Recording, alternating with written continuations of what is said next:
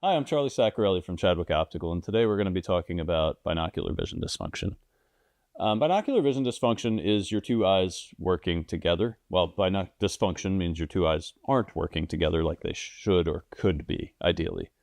And your brain is tricky because it always tries to work with what it has, and then your symptoms show up in all kinds of different ways. So you might suffer from migraines, you might suffer from headaches, you might suffer from anxiety, you might get exhausted early in the day. Your body's never going to tell you, hey, this is your eyes. It's just going to try to work with what it has.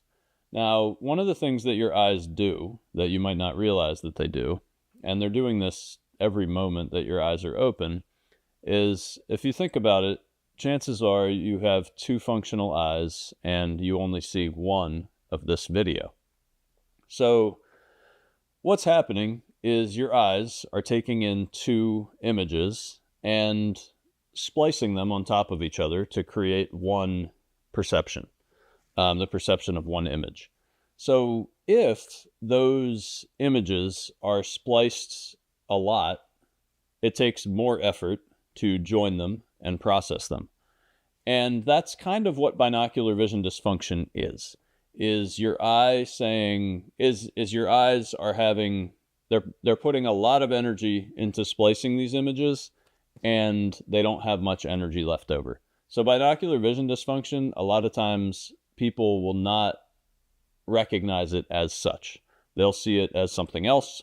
And then, if you're lucky enough to go to a doctor who specializes in binocular vision, then they might be able to detect, hey, these images are pretty far apart. Do we want to do something to splice them together?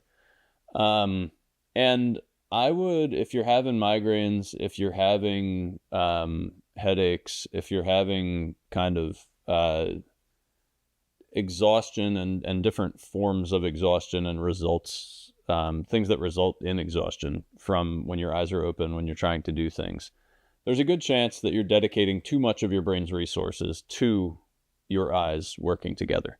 So I would always say it's a helpful thing to make sure that you can maximize the way that your eyes are working together and then see what else happens. Because it's definitely not something that we in the optical industry, in the optometry industry, in the ophthalmology industry, really spend a lot of time considering the implications of, except for a few special optometrists who specialize in binocular vision.